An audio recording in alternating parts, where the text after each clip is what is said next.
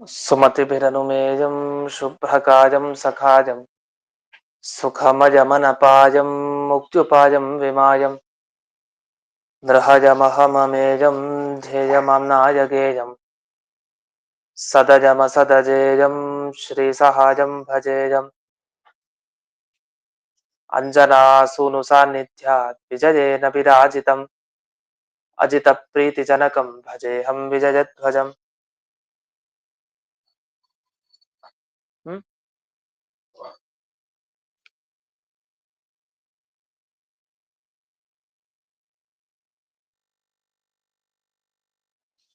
तपस्वाध्याय शुश्रूषा कृष्णपूजारतं मुनिम् विश्वेशभिष्टदं वन्दे परिम्राट् चक्रवर्तिनम्। श्रीगुरुभ्यो नमः। हरिः ओम्। जन्माद्यस्य यतोऽन्वयादितरतश्चार्थेष्वभिघ्नस्वराट् तेने ब्रह्महृदाय आदिकवये मुह्यन्ति यं सूरयः तेजो वारिमृदां यथा विनिमयो यत्र त्रिसर्गो मृषा धाम्ना स्वेन सदा निरस्तकुहकं सत्यं परं धीमहि। ॐ स्वस्त्यस्तु सताम् अशेष सन्मङ्गलानि भवन्तु। सम्यक् श्लोकैकश्रवण पठनमात्रेण वक्तुश्च श्रोतॄणां निखिल कलिकृतकल्मष अपनोदनपटुतरे श्रीमद्भागवते महापुराणे प्रथमस्कन्धे अष्टादशाध्याये अद्य कथानुवादे सति ಕಿಂಚಿತ್ ಪೂರ್ವ ಕಥಾನುವಾದ. ಇಲ್ಲಿವರೆಗೆ ಹಿಂದೆ ಶಮೀಕ ಋಷಿಗಳು ತಾವು ಯಾವುದೇ ರೀತಿಯ ಪರೀಕ್ಷಿತ್ ರಾಜನ ಅಪರಾಧವನ್ನ ತಾವು ಪರಿಗಣನೆ ಮಾಡ್ಲೇ ಇಲ್ಲ, ಮನಸ್ಸಿಗೆ ತಂದುಕೊಳ್ಳಿಲ್ಲ. ಏನೋ ಪರೀಕ್ಷಿತ್ ರಾಜ ಏನು ಅಪರಾಧನೇ ಮಾಡ್ಲಿಲ್ಲ ಅನ್ನೋ ರೀತಿಯಲ್ಲಿ ಶಮೀಕ ಋಷಿಗಳು ತಾವು ಇಲ್ಲಿವರೆಗೂ ತಮ್ಮ ಮಗನಿಗೆ ಬೈತಾ ಇದ್ದಾರೆ, ಉಪದೇಶ ಕೊಟ್ರು. ಆಗ ತಮಗೆ ಯಾವುದೇ ಒಂದು ಲೇಪ ಆಗ್ಲಿಲ್ಲ. ಯಾಕೆ ಅಂದ್ರೆ ಇವರು ಧ್ಯಾನದಲ್ಲಿ ಮುಳುಗಿದ್ರು. ಅಂತ ಅಸಂಪ್ರಜ್ಞಾತ ಸಮಾಧಿ, ಎಚ್ಚರನೇ ಇಲ್ಲ ಹೊರಗಡೆ. ಎಚ್ಚರ ಇಲ್ಲದೇನೆ ನಿರಂತರ ತಾವು ಧ್ಯಾನದಲ್ಲಿ ಮುಳುಗಿದ್ರಿಂದ ಅವರ ಸ್ವಭಾವನೆ ಹಾಗಾಗಿತ್ತು. ದೇಹಕ್ಕೆ ಏನಾದ್ರೂ ಕೂಡ ನನಗದು ಆಗ್ತಾ ಇಲ್ಲ ಅಂತ ಅನ್ಕೊಂಡಿದ್ರಂತೆ. ದೇಹಕ್ಕೆ ದುಃಖ ಆದ್ರೆ ಅದು ಆತ್ಮನಿಗೆ ದುಃಖ ಆಯ್ತು ಅಂತ ಅನ್ಕೊಳ್ಳೋದಲ್ಲ. ದೇಹಕ್ಕೆ ಯಾರಾದ್ರೂ ಹೊಡೆದ್ರೆ ಆತ್ಮನಿಗೆ ಹೊಡೆದಾಗ ಅಲ್ವೇ ಅಲ್ವಂತೆ, ಹೊಡೆಸ್ಕೊಳ್ಬಹುದು ಅಂತ ಆಯ್ತು. ಹಾಗಾದ್ರೆ ಬಹಳ ಕಷ್ಟ. ಇದನ್ನೇ ಶಾಸ್ತ್ರಗಳು ಉಪದೇಶ ನೀಡುತ್ತೆ. ಶರೀರದ ಮೇಲೆ ಅಭಿಮಾನ ಬಿಟ್ಬಿಡಿ. ಶರೀರ ಎಷ್ಟು ದಿವಸ ಇರುತ್ತೆ, ಎಷ್ಟು ವರ್ಷಗಳಿರುತ್ತೆ, ಅಭಿಮಾನ ಬಿಟ್ಬಿಡಿ. ಶರೀರಕ್ಕಾದ್ರೆ ಏನಾಯ್ತು, ಆತ್ಮನಿಗೆ ಏನಾದ್ರೂ ತೊಂದರೆ ಆಗತ್ತಾ? ಏನೂ ಆಗೋದಿಲ್ಲ. ಇದನ್ನೆಲ್ಲ ಮಹಾಮುನಿಹಿ ಅಂತ ಇಲ್ಲಿ ಹಾಕಿದ್ದಾರೆ ಈ 49ನೇ ಶ್ಲೋಕದಲ್ಲಿ. ಅವರು ಮಹಾಮುನಿಗಳವರು, ಅಸಂಪ್ರಜ್ಞಾತ ಸಮಾಧಿಯಲ್ಲಿ ಇರೋರು. ಅವರಿಗೆ ಎಂದಿಗೂ ಕೂಡ ಶರೀರದ ಮೇಲೆ ಅಭಿಮಾನ ಇರೋದಿಲ್ಲ. ಶರೀರದ ಮೇಲೆ ಅಭಿಮಾನ ಬಿಟ್ಟಿರೋದಕ್ಕೆ ಅವರು ಧ್ಯಾನ ಮಾಡ್ಲಿಕ್ಕೆ ಸಾಧ್ಯ. ನಮಗೆಲ್ಲ ಯಾರು ಬಂದು ಹೊಡೆದು ಬಿಡ್ತಾರೋ, ಹಿಂದಿಂದ ಯಾರೋ ತಮಾಷೆ ಮಾಡ್ತಾರೋ ಅನ್ನೋ ನಿಟ್ಟಿನಲ್ಲಿ ಏನಾದ್ರು ಜಪ ತಪ ಮಾಡ್ತಾ ಇದ್ರೆ ಗೊತ್ತಾಗಲ್ಲ. ಯಾರು ಬಂದು ಈಚೆ ಹೋಗ್ಬಿಡ್ತಾರ, ಮುಟ್ಬಿಡ್ತಾರ. ಯಾಕಂದ್ರೆ ಮಡಿಯಲ್ಲಿ ಇದ್ದು ಜಪ ಮಾಡ್ತಾ ಇರ್ತಾರೆ. ಮಡಿಯಲ್ಲಿದ್ದು ಜಪ ಮಾಡ್ಬೇಕಾದ್ರೆ ಗಾಯತ್ರಿ ಮಂತ್ರ ಜಪಕ್ಕೆ ಕೂತಿದ್ದಾರೆ. ಗಾಯತ್ರಿ ಮಂತ್ರ ಜಪ ಕೂತಾಗ ಹೊರಗಡೆ ಎಲ್ಲಾದ್ರೂ ನದಿ ತೀರದಲ್ಲಿ ಯಾರಾದ್ರೂ ಬಂದು ಮುಟ್ಬಿಡ್ತಾರೋ ಏನೋ ಅಂತ ಕಣ್ ತೆಗೆದುಕೊಂಡೇ ಜಪ ಮಾಡೋ ಪ್ರಸಂಗ ಯಾವ ಅಸಂಪ್ರಜ್ಞಾತ ಸಮಾಧಿಯಲ್ಲೂ ಮುಳುಗೋದು ಕಷ್ಟ ಇದೆ. ಆಗ ಅಸಂಪ್ರಜ್ಞಾತ ಸಮಾಧಿಯಲ್ಲಿ ಮುಳುಗೋದು ಅಂದ್ರೆ ಹೊರಗಡೆ ಆ ಕಡೆ ಈ ಕಡೆ ಬಂದ್ರೋ ಬಿಟ್ರೋ ಏನೋ ಗೊತ್ತಿಲ್ಲ, ಹಾಗೆ ಮುಳುಗ್ಬಿಡೋದು. ಈ ತರ ಮುಳುಗ್ಬೇಕು, ಶರೀರ ಅಭಿಮಾನ ತ್ಯಾಗ ಮಾಡಿ ಜಪ ಮಾಡ್ಬೇಕು ಅಂತ. ಅಂಥ ಧ್ಯಾನ ಆ ಮುನಿಗಳು ಮಾಡಿದ್ರು. ಹಾಗಾಗಿ ಪದ್ಮ ಪತ್ರ ಪಾನೀಯವತ್ ಅಂತ, ಪಾನೀಯದ ಬಗ್ಗೆ ಒಂದು ಹೇಳ್ತಾರೆ. ಪಾನೀಯ ಅಂದ್ರೆ ಏನು, ಕುಡಿಯೋದು ಅಂತ ನಾವ್ ಅನ್ಕೊಳ್ತೀವಿ. ಇಲ್ಲಿ ಪಾನೀಯ ಅಂದ್ರೆ ನೀರು.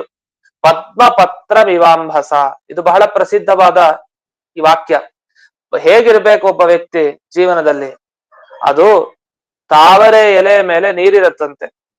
ತಾವರೆ ಎಲೆ ಮೇಲೆ ನೀರು, ಪದ್ಮ ಪತ್ರ ಪಾನೀಯ ನೀರು. ತಾವರೆ ಎಲೆ ಮೇಲಿರೋ ನೀರು ಅದು ಅಂಟುಕೊಂಡಿರಲ್ಲ, ಅಂಟುಕೊಳ್ಳದೆ ಇರುತ್ತೆ. ಇದ್ರೂ ಇಲ್ಲದೆ ಇರೋ ತರ ಇರುತ್ತೆ. ಹಾಗೆ ಜೀವನದಲ್ಲಿ ಇದ್ರೂ ಇಲ್ಲದೆ ಇರೋ ತರ, ದುಷ್ಟರ ಜೊತೆಗೇನೆ ಇದ್ರು ಬದುಕ್ತಾ ಇದ್ರು ಇಲ್ಲದೆ ಇರೋ ತರ ಇರ್ಬೇಕು.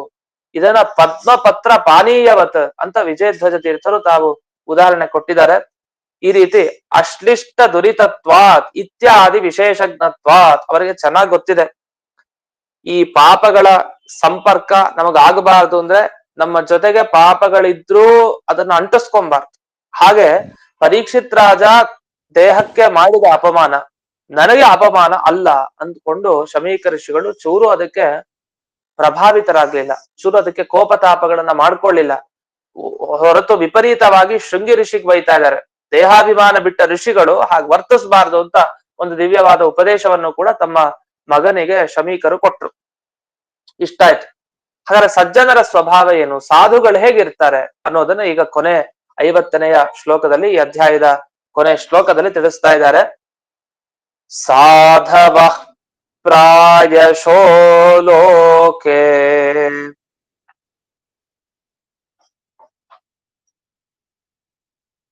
ಪರೈರ್ದ್ವಂದ್ವೇಷು ಯೋಜಿತಾಃ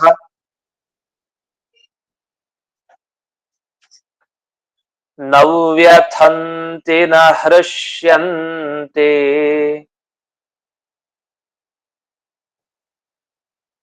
ಯತ ಆತ್ಮಾ ಗುಣಾಶ್ರಯಃ.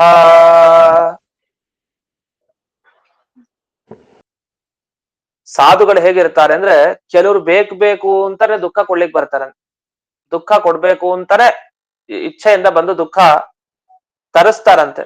ಆದ್ರೆ ಸಾಧುಗಳಾದವರು ಯೋಚಿಸೋದೇ ಅಲ್ವಂತೆ.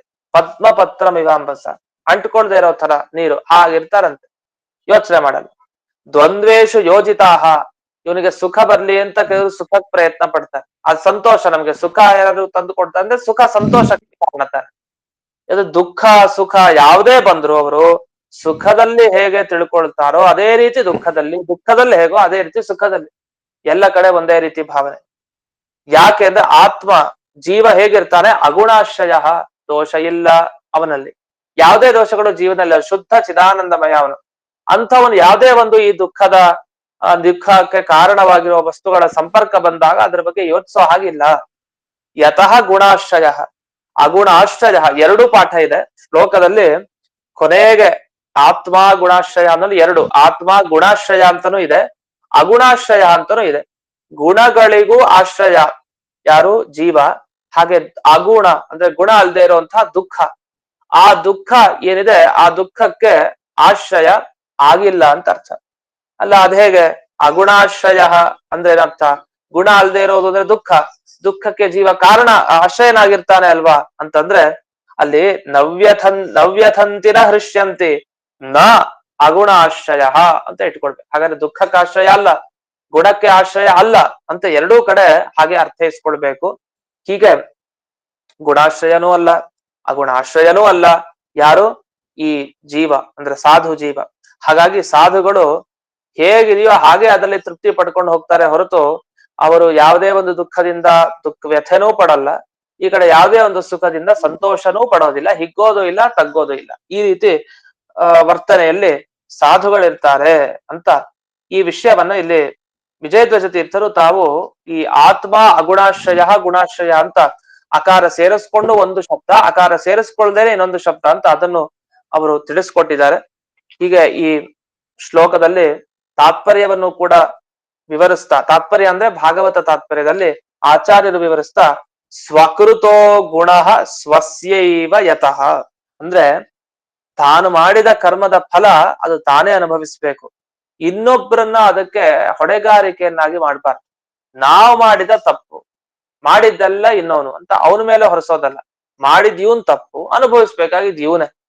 ಸಾಧುಗಳು ಹೇಗೆ ಅಂದ್ರೆ, ಪರೀಕ್ಷಿತ್ ರಾಜ ಮಾಡಿದ್ದು ಅದು ತಾನು ಅನುಭವಿಸ್ಕೊಂತಾನೆ, ನಮ್ಗೇನ್ ಕೆಲಸ, ನಾವು ಅದರಲ್ಲಿ ಅವರಿಗೆ ಶಾಪ ಕೊಡೋದು ಅದು ಇದು ಯಾವುದು ಮಾಡ್ಬಾರ್ದು, ಅದನ್ನ ಮಾಡ್ಲಿಕ್ಕೆ ಹೋಗ್ಲಿಲ್ಲ. ಅಂತೂ ಸನ್ಮಾನ ಮಾಡಿದ್ರೆ ಒಪ್ಪೋದಿಲ್ಲ, ಅಪಮಾನ ಮಾಡಿದ್ರೆ ಕುಗ್ಗೋದಿಲ್ಲ. ಮಾನಾಪಮಾನ ಏನೇನಿದೆ ಅದೆಲ್ಲ ಕರ್ಮದ ಫಲ, ಅದಕ್ಕೆ ಬೇರೆಯವ್ರ ಕಾರಣ ಯಾವತ್ತೂ ಅಲ್ವೇ ಅಲ್ಲ. ಇದೊಂದು ಮುಖ್ಯವಾಗಿ ಅನುಸಂಧಾನ ಮಾಡ್ಬೇಕಂತೆ. ಗೀತೆಯಲ್ಲೂ ಕೂಡ ಇದೇ ಹೇಳ್ತಾರೆ, ಅದನ್ನೇ ಭಾಗವತಲ್ಲೂ ಕೂಡ ನೋಡ್ತಾ ಇದೀವಿ. ಭಾಗವತಲ್ಲಿ ಬರುವಂತಹ ಈ ವಿಷಯ ಏನು ಅಂತಂದ್ರೆ, ಮಾನ ಅಪಮಾನ ಆದಾಗ ಯಾರ ಕಾರಣ ಮಾನ ಅಪಮಾನ, ನನಗೆ ಇವನು ಅವಮಾನ ಮಾಡ್ದ, ಇವನ್ ನನ್ನನ್ನು ಹೊಗಳ್ತಾ ಇದ್ದಾನೆ, ಹೊಗಳೋದ್ ಬಿಡಿ, ಯಾರು ಹೊಗಳಿದ್ರು ಖುಷಿ ಇರುತ್ತೆ. ಆದ್ರೆ ಅಪಮಾನ ಮಾಡಿದಾಗ ಇವನಿಂದ ನನಗೆ ಅವಮಾನ ಆಯ್ತು, ಇವನ್ ನನಗೆ ದ್ರೋಹ ಮಾಡ್ದ, ಇವನ್ ನನಗೆ ಕೆಟ್ಟದ್ದನ್ನು ಬಯಸ್ತಾನೆ, ಇವನ್ ಮೇಲೆ ನನಗ್ ದ್ವೇಷ, ಅವನಿಗೆ ನನ್ ಕಂಡ್ರೆ ದ್ವೇಷ, ಈ ಭಾವನೆ ಎಲ್ಲ ಏನಿದೆಯಲ್ಲ ಇದಕ್ಕೆ ಅವನು ಕಾರಣ ಅಲ್ಲ, ಅವನ ಕರ್ಮ ಕಾರಣ, ನಮ್ಮ ಕರ್ಮ ಕಾರಣ ಅಷ್ಟೇ. ಆ ಕರ್ಮದಿಂದಾಗಿ ಏನಾಗತ್ತೆ, ಕೆಲವು ಸಲ ಈ ಕೆಲವು ಕಾಲದಲ್ಲಿ ಇಂಥವ್ರು ನಮ್ಮ ಮೇಲೆ ದ್ವೇಷ ಮಾಡ್ತಾರೆ, ನಮ್ಗೆ ಅವಮಾನ ಮಾಡ್ತಾರೆ ಬೇಕು ಅಂತ. ಆದ್ರೆ ಮಾನಾಪಮಾನಗಳು ತಮ್ಮ ತಮ್ಮ ಕರ್ಮಗಳೇನಿತ್ತು ಆ ಕರ್ಮದ ಫಲವಾಗಿ ಅವ್ರು ಅನುಭವಿಸ್ತಾರೆ ಅಷ್ಟೇ ಹೊರತು ಬೇರೆಯವರು ಯಾರು ವ್ಯಕ್ತಿಗಳು ಅದಕ್ಕೆ ಕಾರಣ ಅಲ್ವೇ ಅಲ್ಲ ಅಂತ ಇದೊಂದು ಸಿದ್ಧಾಂತವನ್ನು ಹೇಳಿದ್ದಾರೆ. ಹೀಗೆ ಅಂದ್ಕೊಂಡಾಗ ಜಗಳಕ್ಕೆ ಅವಕಾಶನೇ ಇಲ್ಲ. ಯಾರಾದ್ರೂ ಅಂತ ಬೇಕು ಮಾಡಿದ್ರೆ ಎಲ್ಲ ನಮ್ ಕರ್ಮ ಅಂತ ಸುಮ್ನಾಗ್ಬಿಡ್ತಾರೆ ಅಷ್ಟೇ.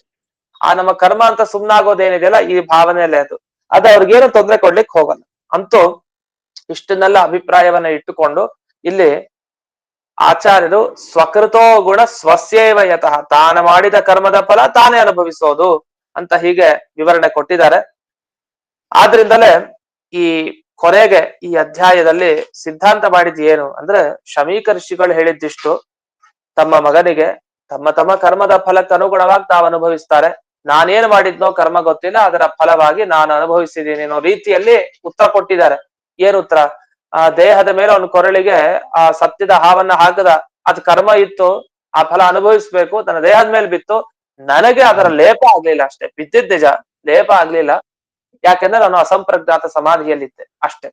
ಆದ್ರೆ ಶೃಂಗಿ ಋಷಿಗಳಿಗೆ ಹೇಳುವಂತ ಎಚ್ಚರದ ಮಾತು, ನೀನು ಅದಕ್ಕೆ ಕಾರಣ ಅಲ್ಲ ವಸ್ತುತಃ, ಯಾವುದು ಪರೀಕ್ಷಿತಾದನ ಶಾಪಕ್ಕೆ, ಯಾಕೆ ಅವನ ಕರ್ಮವೇ ಕಾರಣ ಅಂತಲೂ ಉತ್ತರ ಕೊಟ್ಟಾಗಾಯ್ತು ಈ ಭಾಗದಿಂದ. ಹೀಗೆ ಇಲ್ಲಿವರೆಗೆ 18ನೆಯ ಅಧ್ಯಾಯ ಮುಕ್ತಾಯ ಆಯಿತು. ಇದು ಮುಂದೆ 19ನೆಯ ಅಧ್ಯಾಯಕ್ಕೆ ಬರೋಣ.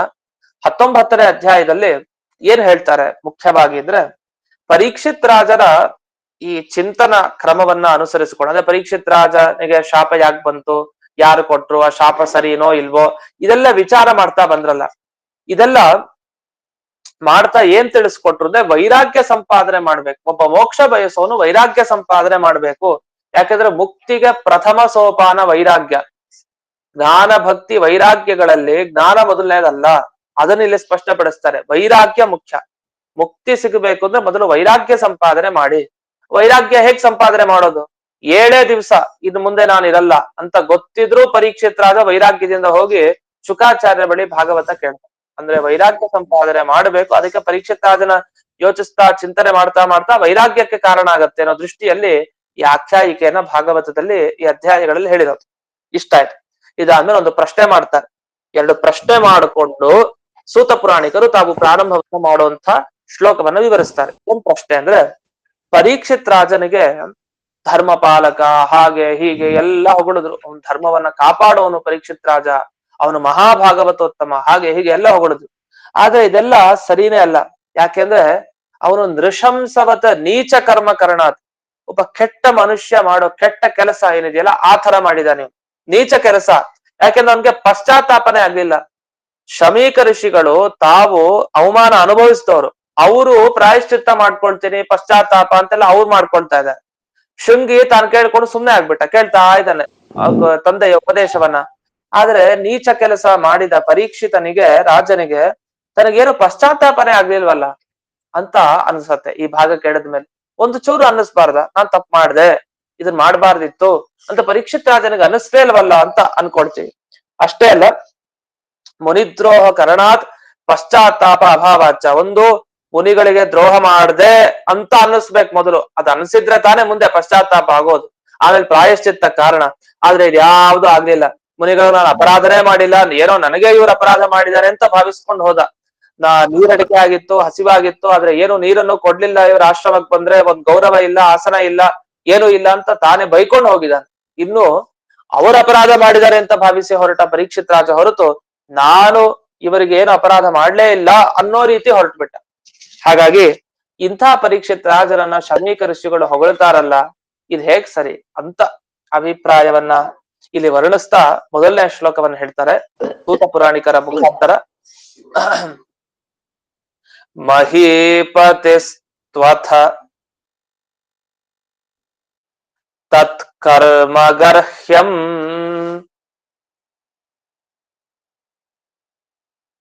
ವಿಚಿಂತಯನ್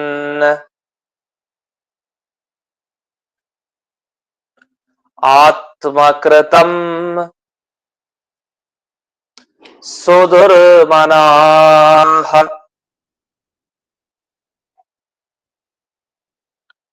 ಅಹೋ ಮಯಾ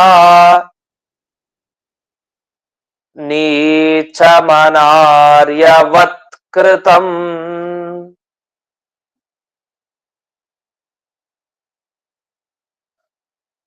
ನಿರಾಗಸಿ ಬ್ರಹ್ಮಣಿ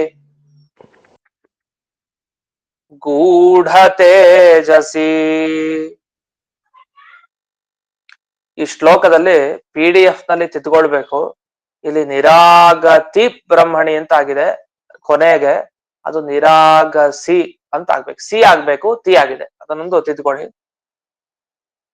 ಇದ್ರ ಅರ್ಥ ಏನು ಅಂತ ಬಂದಾಗ, ಪರೀಕ್ಷಿತ್ ರಾಜ ತಾನು ಹೊರಟ್ನಲ್ಲ, ಹೊರಟ ಮೇಲೆ ಅವನ ಭಾವನೆಯನ್ನ ಮುಂದುವರೆಸ್ಲಿಲ್ಲ ಅಷ್ಟೇ. ಆ ಕಥೆನ ಕೇಳಿದ್ಮೇಲೆ ಗೊತ್ತಾಗತ್ತೆ ಅವ್ನು ನಿಜವಾಗಿ ಧರ್ಮ ಪಾಲಕ. ಪರೀಕ್ಷಿತ್ ರಾಜ ತುಂಬಾ ಒಳ್ಳೆ ಗುಣ ಇರೋನು. ನೀಚ ಕರ್ಮ ಮಾಡಿದ ಅವನು ಮುನಿಗಳಿಗೆ ದ್ರೋಹ ಮಾಡಿದೆ ಅಂತ ಅನ್ನಿಸ್ತೇ ಇಲ್ವಾ, ಪಶ್ಚಾತ್ತಾಪ ಪಡ್ಲಿಲ್ವಾ ಅಂತ ಪ್ರಶ್ನಿಸೋ ಹಾಗಿಲ್ಲ. ಮಹೀಪತಿ ಸ್ವಥ, ಯಾವಾಗ ಪರೀಕ್ಷಿತ್ ರಾಜ ಮಹೀಪತಿ, ಈ ಭೂಮಿಗೆ ಪತಿಯಾದ ರಾಜ ಪರೀಕ್ಷಿತ ತಾನು ಹೊರಟ್ನೋ, ಆಗ ತತ್ ಕರ್ಮ, ತಾನು ತನ್ನ ಧನುಸ್ಸಿನ ಅಗ್ರಭಾಗದಿಂದ ಸತ್ತ ಹಾವನ್ನ ಮುನಿಗಳ ಕೊರಳಿಗೆ ಏನ್ ಹಾಕಿದ್ನಲ್ಲ, ಆ ಹಾಕಿದ್ದನ್ನ ವಿಚಿಂತನೆ ಮಾಡ್ತಾ ಹೋದಂತೆ, ಚಿಂತಿಸ್ತಾ, ಗರ್ಹ್ಯಂ, ಇದು ಮಾಡಬಾರ್ದಿತ್ತು, ಇದು ನಿಂದನೆಗೆ ಯೋಗ್ಯವಾದ ಕೆಲಸ, ಇದು ತಪ್ಪು ಮಾಡದೆ ಅಂತ ಅನಿಸಿದೆ ಅವನಿಗೆ, ಪರೀಕ್ಷಿತನಿಗೆ. ನಾವು ಪೂರ್ಣ ಕಥೆ ಕೇಳ್ದೆ ಇದ್ರೆ ಯಾರ ಬಗ್ಗೆನಾದ್ರೂ ತಪ್ಪು ಹಾಗೆ ಆಗತ್ತೆ, ಇವ್ರು ತಪ್ಪು ಮಾಡಿದ್ದಾರೆ ಅಂತ ತಿಳ್ಕೊಂಡ್ಬಿಡ್ತೀವಿ. ಪೂರ್ಣ ಕೇಳ್ಬೇಕಲ್ಲ, ಪೂರ್ಣ ಕೇಳಿ ಆದ್ಮೇಲೆ ತೀರ್ಮಾನ ಬರಬೇಕು.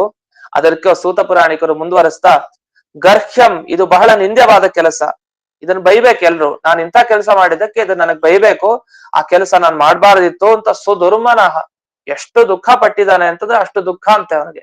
ನಾನ್ ಮಾಡ್ಬಾರ್ದಿತ್ತು ಇದನ್ನ ಅಂತ, ಯಾಕೆ ಈ ರೀತಿ ಮಾಡಿದೆ ನಾನು ಅಂತ ಅವನಿಗೆ ಗೊತ್ತಿಲ್ಲ. ಕೆಲವು ಸಲ ಹಾಗೆ ಆಗುತ್ತೆ, ತುಂಬಾ ಒಳ್ಳೆಯವರಾದ್ರೂ ಕೆಟ್ಟ ಕೆಲಸ ಮಾಡಿದ್ಮೇಲೆ ಯಾಕೆ ಹೀಗ್ ಮಾಡ್ದೆ ಅಂತ ಬಹಳ ದುಃಖ ಪಟ್ಟು ಪಶ್ಚಾತ್ತಾಪ ಪಡ್ತಾರೆ. ಯಾಕೆ? ಕರ್ಮ ಕಾರಣ ಅಷ್ಟೆ, ಪ್ರಾರಬ್ಧ ಕರ್ಮ ಹಾಗೆ ಹೇಳ್ಕೊಂಡು ಹೋಗತ್ತೆ, ಏನ್ ಮಾಡ್ಲಿಕ್ಕಾಗತ್ತೆ. ಹಾಗೆ ಅಲ್ಲಿ ಸುದುರ್ಮನಾಹ, ಅತ್ಯಂತ ದುಃಖದಿಂದ ಅವನ ಮನಸ್ಸಿತ್ತು. ಯಾಕೆ ಅಂದ್ರೆ ಎಲ್ಲ ಭಗವಂತನ ಇಚ್ಛೆ ಅನುಗುಣವಾಗಿ ನಡೆಯೋದಂತೆ, ಏನ್ ಮಾಡ್ಲಿಕ್ಕೆ ಸಾಧ್ಯ, ಎಲ್ಲ ಭಗವಂತನ ಇಚ್ಛೆಗೆ ಅನುಗುಣವಾಗಿ ನಡೆಯೋರಾದ್ರಿಂದ ನಾನು ಹೀಗೆ ಅಪರಾಧ ಮಾಡ್ಬಿಟ್ಟೆ. ನಿರಾಗಸಿ, ಏನೂ ಅಪರಾಧ ಮಾಡ್ಲಿಲ್ಲ ಆ ಮುನಿಗಳು, ಅವ್ರ ಪಾಡಿಗೆ ಅವರು ಅಸಂಪ್ರಜ್ಞಾತ ಸಮಾಧಿಯಲ್ಲಿ ಕೂತಿದ್ದಾರೆ. ಅನಾರ್ಯವತ್, ಆದ್ರೆ ನಾನು ಅವರಲ್ಲಿ ಒಳ್ಳೆಯವರು ಏನ್ ಕೆಲಸ ಮಾಡಬಾರದು ಒಳ್ಳೆಯವರು ಅಂಥ ಕೆಲಸವನ್ನ ನಾನು ಮಾಡ್ಬಿಟ್ಟೆ. ಒಳ್ಳೆಯವ್ರು ಯಾವ ಕೆಲಸ ಮಾಡಬಾರ್ದು ಅಂತ ಕೆಲಸ ನಾನು ಮಾಡಿದೆ. ಅಂದ್ರೆ ಅವನಿಗೆ ತಾನು ಒಳ್ಳೆಯವನು ಅಂತ ಗೊತ್ತಿದೆ, ಆದ್ರೆ ಆ ಕೆಲಸ ಮಾಡಬಾರ್ದಿತ್ತು, ಆ ಅಪರಾಧವನ್ನ ನಾನು ಮಾಡಿದ್ದೇನೆ. ಗೂಢ ಚೇತಸಿ, ಯಾಕೆ ಅಂದ್ರೆ ಅವರ ಮಹಿಮೆ ನನಗೆ ಗೊತ್ತಿಲ್ಲ, ಅವರು ಧ್ಯಾನದಲ್ಲಿ ಕೂತಿದ್ರು, ಮತ್ತದು ಒಬ್ಬ ಬ್ರಾಹ್ಮಣೋತ್ತಮ ಅವರು, ಅಂಥವರು ಧ್ಯಾನದಲ್ಲಿ ಕೂತಾಗ ಇಂಥ ನೀಚವಾದ ಕೆಲಸ ನಾನು ಮಾಡಿದ್ನಲ್ಲ, ಛೇ ಇದು ತುಂಬಾ ಕಷ್ಟ, ನಾನ್ ಮಾಡ್ಬಾರ್ದಿತ್ತು ಹೀಗೆ ಅಂತ ತುಂಬಾ ವಿಲಾಪವನ್ನ ಪರೀಕ್ಷಿತ್ ಮಹಾರಾಜ ಮಾಡಿದ್ದನ್ನ ಇಲ್ಲಿ ಸ್ಮರಣೆ ಮಾಡ್ಕೊಡ್ತಾರೆ. ಇದೇ ಸಂದರ್ಭದಲ್ಲಿ ಒಂದು ಸ್ಮೃತಿಯನ್ನ ಉಲ್ಲೇಖ ಮಾಡ್ತಾರೆ. ಬ್ರಹ್ಮಸೂತ್ರ ಭಾಷ್ಯದಲ್ಲಿ ಒಂದು ಮಾತು ಬಂದಿದೆ, ಅದನ್ನ ವಿಜಯಧ್ವಜ ತೀರ್ಥರು ಉಲ್ಲೇಖ ಮಾಡ್ತಾರೆ. ಶ್ವಪಚಾದಪಿ ಕಷ್ಟತ್ವಂ ಬ್ರಹ್ಮೇಶಾನಾದಯಸ್ಸುರಾಹ ತದೈವಾಚ್ಯುತಯಾಂತ್ಯೇವ ಯದೈವತ್ವಂ ಪರಾಂಗುಖಃ. ಬ್ರಹ್ಮದೇವರಿಂದ ಹಿಡಿದು ಎಲ್ಲ ದೇವತೆಗಳಿಗೂ ಒಂದು ದಿವಸ ಕಷ್ಟ ಬರುತ್ತಂತೆ, ಆದ್ರೆ ಯಾವಾಗ ಈ ಕೆಲಸ ಮಾಡಬಾರ್ದಂತೆ. ಶ್ವಪಚಾದಪಿ, ಒಬ್ಬ ನೀಚ ಚಂಡಾಲ ಪುರುಷನಿಗಿಂತಲೂ ಕಷ್ಟ ಬರ್ಬೋದಂತೆ. ಯಾರಿಗೆ? ಬ್ರಹ್ಮಾದಿ ದೇವತೆಗಳಿಗೆ. ಯಾವಾಗ ಅಂದ್ರೆ ಯಾವಾಗ ದೇವರ ಕಡೆ ಮುಖ ಹಾಕೊಳ್ದೇನೆ ಇನ್ನೊಂದ್ ಕಡೆ ಮುಖ ಹಾಕೊಂಡಿರ್ತಾರೋ ಆಗ ಶುರು. ಅಂದ್ರೆ ದೇವರನ್ನೇ ಯಾವಾಗ ನೋಡ್ತಾ ಇರ್ಬೇಕು ಅಂತ ಹಾಗರ್ಥ ಅಲ್ಲ. ಅಂದ್ರೆ ದೇವರ ವಿಷಯದಲ್ಲಿ ಯಾವತ್ತು ತಿರಸ್ಕಾರ ಶುರು ಮಾಡ್ತಾರೋ, ಯಾವತ್ತು ದೇವರ ವಿಷಯದಲ್ಲಿ ಅಧರ್ಮ ನಡ್ಲಿಕ್ಕೆ ಪ್ರಾರಂಭ ಆಗತ್ತೋ, ಯಾರು ಮಾಡ್ತಾರೋ ಅಂಥವರಿಗೆ ಅವತ್ತೇ ಶುರು ಕಷ್ಟದ ಸಾಲುಗಳು. ಅದರಿಂದ ಎಂದಿಗೂ ಪರಾಂಗುಖನಾಗ್ಲೇಬಾರ್ದು. ಯಾವಾಗಲೂ ದೇವರ ಸಮ್ಮುಖನಾಗಿದ್ದು ಅವರ ಅನುಗ್ರಹವನ್ನ ಬಯಸ್ತಾ ಇರ್ಬೇಕು. ಅದರಿಂದ ಅಚ್ಯುತ ಬ್ರಹ್ಮೇಶಾನಾದಯ ಸುರಾಹ ತದೈವ ಕಷ್ಟತ್ವಂ ಶ್ವಪಚಾದಪಿ ಯಾಂತಿ, ಅವರಿಗಿಂತಲೂ ಕಷ್ಟವನ್ನು ಅನುಭವಿಸ್ತಾರೆ, ಎಚ್ಚರ ಇರಲಿ ಅಂತ. ಹೀಗೆ ಆ ಪುರಾಣದ ವಾಕ್ಯವನ್ನ, ಸ್ಕಂದ ಪುರಾಣದ ಮಾತನ್ನ ಹೀಗೆ ಅರ್ಥೈಸ್ಕೊಳ್ಬೇಕು. ಜೊತೆಗೆ ವಾಮನ ಪುರಾಣದ ಒಂದು ಮಾತನ್ನು ಉಲ್ಲೇಖ ಮಾಡ್ತಾರೆ.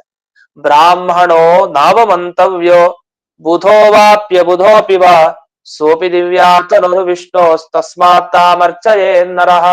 ಈ ವಾಮನ ಪುರಾಣದ ಮಾತು ತುಂಬಾ ಗಮನೀಯ ಅಂಶ. ನಾವೇನ್ ಅನ್ಕೊಳ್ತೀವಿ, ಒಬ್ಬ ಬ್ರಾಹ್ಮಣ ಅಂದ ಮೇಲೆ ಅವನಿಗೆ ಅವಮಾನ ಮಾಡ್ಲೇಬಾರ್ದಂತೆ. ಒಬ್ಬ ಬ್ರಾಹ್ಮಣ ಅಷ್ಟೇ, ಅವಮಾನ ಮಾಡಬಾರ್ದು ಅಷ್ಟೇ. ಅಯ್ಯೋ ಒಳ್ಳೆ ಕಥೆ ಆಯ್ತಲ್ಲ, ಅವನಷ್ಟು ದ್ರೋಹ ಮಾಡಿದ್ದಾನೆ, ಎಲ್ಲ ಮಾಡಿದ್ದಾನೆ, ದೇವರಿಗೆ ಬಿಟ್ಬಿಡಿ, ಪ್ರಾರಬ್ಧ ಕರ್ಮ ಅಷ್ಟೇ. ಕರ್ಮಕ್ಕನುಗುಣವಾಗಿ ಬಿಟ್ಬೇಡಿ ಅಂತ. ಅದಕ್ಕೆ ಹೇಳ್ತಾರೆ ಬ್ರಾಹ್ಮಣೋ ನಾವ ಮಂತವ್ಯೋ, ಎಂದಿಗೂ ಬ್ರಾಹ್ಮಣನಿಗೆ ಅವಮಾನ ಮಾತ್ರ ಮಾಡಬಾರ್ದು. ನಿರಾಗಾಸ್ತು ವಿಶೇಷತಃ, ಅದರಲ್ಲಿ ನಿರಾಗಾಸ್ತು ಅಂತಾನು ಪಾಠ ಇದೆ, ನಿರಾಗಸ್ತು ಅಂತಾನು ಇದೆ. ಅಗ ಅಂದ್ರೆ ಪಾಪ, ಪಾಪ ಮಾಡದೇ ಇರುವಂತಹ ಬ್ರಾಹ್ಮಣರನ್ನು ಮಾತ್ರ ವಿಶೇಷವಾಗಿ ಆ ಕಡೆ ಹೋಗಬೇಡಿ ದೃಷ್ಟಿಯಿಂದ ಅಂತ, ಮಾನಸಿಕವಾಗೂ ಅನ್ಕೊಳ್ಬೇಡಿ ಅಂತ. ಅಂದ್ರೆ ಯಾವತ್ತು ಅಪರಾಧವನ್ನೇ ಮಾಡದೇ ಇರುವಂತಹ ಸಾತ್ವಿಕ ಬ್ರಾಹ್ಮಣ ಕುಲದಲ್ಲಿ ಬಂದವರು ಯಾರಿರ್ತಾರೆ ಅಂತವ್ರ ಬಗ್ಗೆ ಮಾನಸಿಕವಾಗಿಯೂ ಕೂಡ ಅವಮಾನ ಮಾಡ್ಲಿಕ್ಕೆ ಹೋಗ್ಬೇಡಿ. ಇನ್ನು ಮಾತಿನ ಮುಖಾಂತರ ಅಂತೂ ದೂರ, ದೈಹಿಕವಾಗಂತೂ ಅತಿ ದೂರ, ಅದು ಮಾಡಲೇಬಾರದು ಅಂತ ಅರ್ಥ. ಅಂಥದ್ರಲ್ಲಿ ಬುಧೋವಾಪಿ ಅಬುಧೋಪಿ, ಅವನೊಬ್ಬ ವಿದ್ವಾಂಸ, ಅವಮಾನ ಮಾಡಬಾರದು. ಅವಿದ್ವಾಂಸ ಅವಮಾನ ಮಾಡ್ಬೋದು, ಇಲ್ಲ, ಹೀಗಿಲ್ವೇ ಇಲ್ಲ. ಅವನು ಬುಧ ಜ್ಞಾನಿ ಆಗ್ಲಿ, ಅಬುಧ ಅಜ್ಞಾನಿ ಆಗ್ಲಿ, ಅವನು ಬ್ರಾಹ್ಮಣ ಕುಲದಲ್ಲಿ ಹುಟ್ಟಿದಾನೆ, ನಾವ ಮಂತವ್ಯ, ಅವಮಾನ ಮಾಡ್ಲಿಕ್ಕೆ ಹೋಗ್ಬೇಡಿ. ಸೋಪಿ ದಿವ್ಯಾತನ ವಿಷ್ಣು, ಯಾಕೆ ಇಷ್ಟೊಂದು ಹೇಳ್ತೀರಿ ಬ್ರಾಹ್ಮಣ ಕುಲದಲ್ಲಿ ಹುಟ್ಟಿದವನ ಬಗ್ಗೆ ಅಂದ್ರೆ, ಬ್ರಾಹ್ಮಣನ ದೇಹ ಅಂದ್ರೆ ಅದು ದೇವರ ದೇಹ. ಇದೇನಿದು ಬ್ರಾಹ್ಮಣರ ದೇಹ ದೇವರ ದೇಹ ಅಂದ್ರೆ ಹೇಗೆ? ಅದೇನೇ ಅಂದ್ರು ಏನೇ ಆಗ್ಲಿ, ಬ್ರಾಹ್ಮಣನ ರೂಪದಲ್ಲೇ ದೇವರು ಒಳಗಡೆ ನಿಂತುಕೊಂಡು ಅನುಗ್ರಹ ಮಾಡ್ತಾನಂತೆ ಬೇಗ. ಯಾಕೆ ಬ್ರಾಹ್ಮಣರನ್ನೇ ಆರಾಧನೆಗೆ ಕರೆಸೋದು, ಬ್ರಾಹ್ಮಣರನ್ನೇ ಆಹ್ವಾನ ನೀಡಿ ಯಾಕೆ ಅವರಿಗೆ ಸತ್ಕಾರ ಗೌರವಗಳು ಅಂದ್ರೆ, ಆ ಬ್ರಾಹ್ಮಣೋಸ್ಯ ಮುಖಮಾಸೀತ್ ಅಂತ, ದೇವರ ಮುಖದಿಂದ ಆ ಬ್ರಹ್ಮಕುಲ ಹುಟ್ಟಿದ್ದು ತುಂಬಾ ಶ್ರೇಷ್ಠ. ಆ ಬ್ರಹ್ಮಕುಲ, ಆ ಬ್ರಾಹ್ಮಣನಲ್ಲಿ ವಿಶೇಷವಾಗಿ ಭಗವಂತನ ಆವೇಶ, ಅವನೇ ಬ್ರಾಹ್ಮಣ ಪ್ರಿಯ ಅಂತ ತಾನು ಹೇಳಿಸ್ಕೊಳ್ತಾನೆ. ಅದರ ಉದ್ದೇಶ ಏನು ಅಂದ್ರೆ, ಬ್ರಾಹ್ಮಣರು ತುಂಬಾ ದೇವರ ಭಕ್ತರಾಗಿರ್ತಾರೆ ಅನ್ನೋ ದೃಷ್ಟಿಯಲ್ಲಿ. ಅಂಥ ದುಷ್ಟ ಬ್ರಾಹ್ಮಣ ಅದ್ರ ಏನ್ ಮಾಡ್ಲಿಕ್ಕೆ ಬರುತ್ತೆ? ಅದೇ ಬ್ರಾಹ್ಮಣ ಅಂದ್ರೆ ಅವನು ಬ್ರಹ್ಮಜ್ಞಾನಿಯಾಗಿರ್ತಾನೆ, ಸದಾ ದೇವರ ಪೂಜೆಯಲ್ಲಿ ರತನಾಗಿರ್ತಾನೆ, ಆಸಕ್ತನಾಗಿರ್ತಾನೆ. ಆದ್ರಿಂದ ದೇವರು ಅವನ ಒಳಗಡೆ ನಿರಂತರ ಸನ್ನಿಧಾನ ಇಟ್ಟು ತನ್ಮುಖಾಂತರ ಬಂದವರಿಗೆ ಅನುಗ್ರಹವನ್ನ ಮಾಡ್ತಾ ಇರ್ತಾನೆ. ಬ್ರಾಹ್ಮಣ ಒಂದು ಒಳ್ಳೆ ಹೋಮ ಮಾಡಿಸಿದ್ರೆ ಒಳ್ಳೇದ ಅನುಗ್ರಹ ಆಗುತ್ತೆ. ಹಾಗೆ ಒಳ್ಳೆ ಇನ್ನೇನೋ ಜಪ ತಪ ಮಾಡಿದ್ರೆ ಯಾರನ್ನಾರು ಉದ್ದೇಶಿಸ್ಕೊಂಡು ಅವ್ರು ಒಳ್ಳೇದಾಗತ್ತೆ. ಯಾಕೆ? ಆ ಬ್ರಾಹ್ಮಣರ ಒಳಗಡೆ ದೇವರ ಒಳಗಡೆ ನಿಂತು ಅನುಗ್ರಹ ಮಾಡ್ತಾನೆ. ದೇವರ ಅಧಿಷ್ಠಾನಗಳಲ್ಲಿ ತುಂಬಾ ಒಳ್ಳೊಳ್ಳೆ ಅಧಿಷ್ಠಾನಗಳು, ಅಗ್ನಿಯಲ್ಲಿರ್ತಾನೆ ದೇವರು, ಬ್ರಾಹ್ಮಣರಲ್ಲಿ ಇರ್ತಾನೆ, ಹೀಗೆ 10 ಹಲವು ಸ್ಥಳಗಳಿದೆ. ಅದನ್ನ ದೇವಸ್ಥಾನದ ಮೂರ್ತಿಯಲ್ಲಿ ಎಷ್ಟು ಹೇಗಿರ್ತಾನೋ ಹಾಗೆ ಸಾತ್ವಿಕನಾದ ಬ್ರಾಹ್ಮಣ ಒಳಗಡೆನೂ ಕೂಡ ಆ ದೇವರು ಹಾಗೆ ನಿಂತಿರ್ತಾನೆ. ಆದ್ರಿಂದ ಅಚಲ ಪ್ರತಿಮೆ ಅಚಲ ಪ್ರತಿಮೆ ಅಂತ ಹೀಗೆ ಹೇಳೋದು ಈ ಕಾರಣದಿಂದ. ನಡೆಯುವಂತಹ ಪ್ರತಿಮೆಗಳು, ಭಗವಂತನ ಪ್ರತಿಮೆ ಅಂದ್ರೆ ಅದು ಬ್ರಾಹ್ಮಣ. ಹಸುಗಳು ಕೂಡ, ಹಸುಗಳು ಅದು ಛಲ ಪ್ರತಿಮೆ, ದೇವರ ಒಳಗಡೆ ಅಲ್ಲಿ ಇರ್ತಾನೆ ಹಸುವಿನ ಒಳಗಡೆ ವಿಶೇಷವಾಗಿ. ಹಾಗಾಗಿ ಇಂಥ ಛಲ ಪ್ರತಿಮೆಗಳಲ್ಲೆಲ್ಲ ದೇವರ ಸನ್ನಿಧಾನ ಜಾಸ್ತಿ. ಅಲ್ಲಿ ಏನ್ ನಿವೇದನೆ ಮಾಡ್ಕೊಂಡು ಕೆಲಸ ಆಗೋದು ಬೇಗ, ಒಳ್ಳೆ ಕೆಲಸ ಬೇಗ ಆಗ್ಬಿಡತ್ತೆ. ಈ ರೀತಿಯಲ್ಲಿ ಬ್ರಾಹ್ಮಣೋ ನಾವ ಮಂತವ್ಯ ಬುಧೋ ವಾಪ್ಯ ಬುಧೋಪಿ ವಾ ಸೋಪಿ ದಿವ್ಯಾತನರು ವಿಷ್ಣೋಹೋ ತಸ್ಮಾತ್ ತಾಂ ಅರ್ಚಯೇನರ. ಹಾಗಾಗಿ ಮನುಷ್ಯ ಅವರನ್ನ ಅರ್ಚನೆ ಮಾಡ್ಬೇಕು, ಪೂಜೆ ಮಾಡ್ಬೇಕು ಅಂತ ಇದನ್ನ ಒತ್ತು ಕೊಟ್ಟು ಈ ವಾಮನ ಪುರಾಣದಲ್ಲಿ ಹೇಳಿದ್ದಾರೆ. ಅದನ್ನ ನೆನಪಿಸ್ಕೊಂತಾರೆ. ಯಾಕೆ ನೆನಪಿಸ್ಕೊಂಡ್ರು ಅಂದ್ರೆ, ಪರೀಕ್ಷಿತ್ ರಾಜನಿಗೆ ಧರ್ಮಶಾಸ್ತ್ರದ ಪರಿಚಯ ಇಲ್ಲ ಅಂತಿಲ್ಲ, ಅವನಿಗೂ ವಾಮನ ಪುರಾಣದ ಮಾತು ಗೊತ್ತು. ಹಾಗೆ ಇಲ್ಲಿ ಸ್ಕಂದ ಪುರಾಣದ ಮಾತೇನ್ ಬಂದಿದೆ, ಈ ವಿಷಯ ಎಲ್ಲ ಪರೀಕ್ಷಿತ್ ರಾಜನಿಗೂ ಗೊತ್ತಿದೆ. ಗೊತ್ತಿದ್ದು ಕೂಡ ಅವನು ಹೀಗ್ ಮಾಡ್ತಾನೆ ಅಂದ್ರೆ ಅವನಿಗೆ ಜ್ಞಾನೋದಯ ಆಯ್ತು. ಮಾಡಬಾರ್ದಾನು ಏನೇ ಆಗ್ಲಿ, ಅಪರಾಧ ಮಾಡದೇ ಇರೋ ಬ್ರಾಹ್ಮಣನ ಬಗ್ಗೆ ವಿಶೇಷವಾಗಿ ನಾನೊಂದು ಅಪರಾಧ ಮಾಡಿದ್ನಲ್ಲ, ಸತ್ತ ಹಾವನ್ನ ಕೊರಳಿಗೆ ಹಾಕಿದ್ದು, ಇದು ತುಂಬಾ ತಪ್ಪು, ಅಹೋ ಕಷ್ಟಂ, ಇದು ಮಾಡಿದ ತಪ್ಪು ಅಂತ ತಾನು ಬಹಳ ಶೋಚಿತನಾಗ್ತಾ ಇದ್ದಾನೆ, ಬಹಳ ಶೋಚನೆಗೆ ಒಳಗಾಗಿದ್ದಾನೆ. ಇಷ್ಟು ಶೋಚನೆಗೆ ಒಳಗಾಗೋದು ಅಂದ್ರೆ ತಾನು ದುಃಖಕ್ಕೆ ಒಳಗಾಗಿರೋದು ಅಂತ ಅರ್ಥ. ಇಷ್ಟು ದುಃಖಕ್ಕೆ ಆದ್ಮೇಲೆ ಮುಂದಕ್ಕೆ ತಾನೊಂದು ಮಾತನ್ನ ಮುಂದುವರಿಸ್ತಾನೆ. ಎಂತ ಅದ್ಭುತವಾದ ಮಾತು! ನಮಗೆ ಶಮೀಕ ಋಷಿಗಳು ಇಷ್ಟೊತ್ತು ಪ್ರವಚನ ಮಾಡಿದ್ರು ಈ ಭಾಗವತದಲ್ಲಿ. ಆ ಪ್ರವಚನವನ್ನ ನಾವು ಆಲಿಸಿದ್ವಿ. ಶೃಂಗಿ ತಾನು ಅವತ್ತು ಅಲ್ಲಿ ಕೂತು ಒಬ್ಬನೇ ಪ್ರವಚನ ಕೇಳ್ದ, ಶಮೀಕ ಋಷಿಗಳ ಪ್ರವಚನ.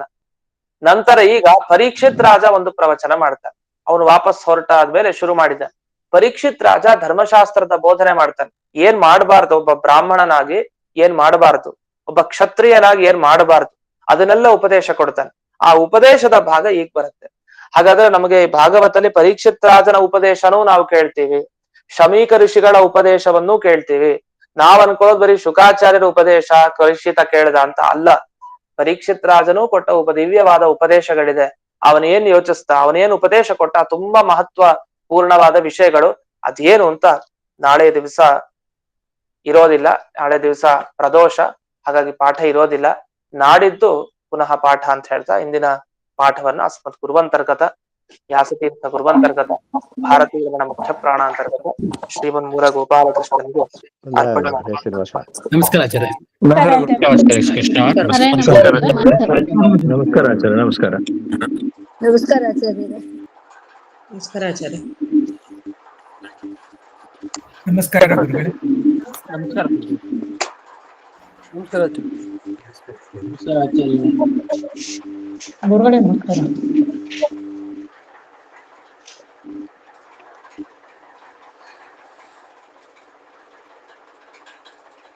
ನಮಸ್ಕಾರ ಗುರುಗಳೇ.